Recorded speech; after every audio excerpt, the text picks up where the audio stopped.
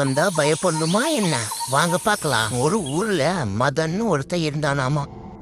அவனுக்கு அப்பா அம்மா 2 பேருமே இல்லையாமா. சோகத்துல இருந்த மதன் நம்ம வேற ஊருக்கு போயிடலான்னு சொல்லிட்டு காட்டு வழியா நடந்து போயிட்டு இருந்தானாமா. சரி, எனக்கு கொஞ்சம் டயர்டா இருக்கே, கொஞ்சம் மரத்தடியில போய் தூங்கலாம்னு தூங்கினானாமா. கண்ணை முழிச்சு பார்த்தா மரத்து மேல ஒரு கொடூரமான பேய் உட்காந்துருந்துச்சான். அத பார்த்த மதன் ஐயையோ பேயே அப்படின்னு சொல்லிட்டு ரொம்ப பயந்தானாமா. அதுக்கு அந்த பேய், தம்பி தம்பி நீ பயப்படாத, நான் உன்னை ஒன்றும் பண்ண மாட்டேன் அப்படின்னு சொல்லிச்சான்.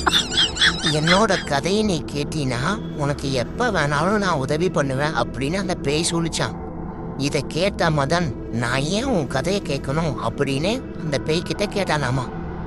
அதுக்கு அந்த பேய், நானும் உன்ன மாதிரி மனுஷனா இருக்கும்போது ஒரு முனிவரை பார்த்து கேலி பண்ணேன், அதனால அவர் எனக்கு இப்படி ஒரு சாபத்தை கொடுத்துட்டாரு. நீ என்னோட கதையை முழுசா கேட்டீன்னா நான் அதுல இருந்து சாப விமோசனம் அடைந்து நான் சொர்க்கத்துக்கு போயிடுவேன் அப்படின்னு அந்த பேய் சொல்லிச்சான். மதனும் சரின்னு சொல்லிட்டு அந்த பேயோட கதையை ஃபுல்லா கேட்டுட்டு மறுநாள் காலையில எழுந்திரிச்சு பக்கத்து ஊருக்கு கிளம்பி போயிட்டான்.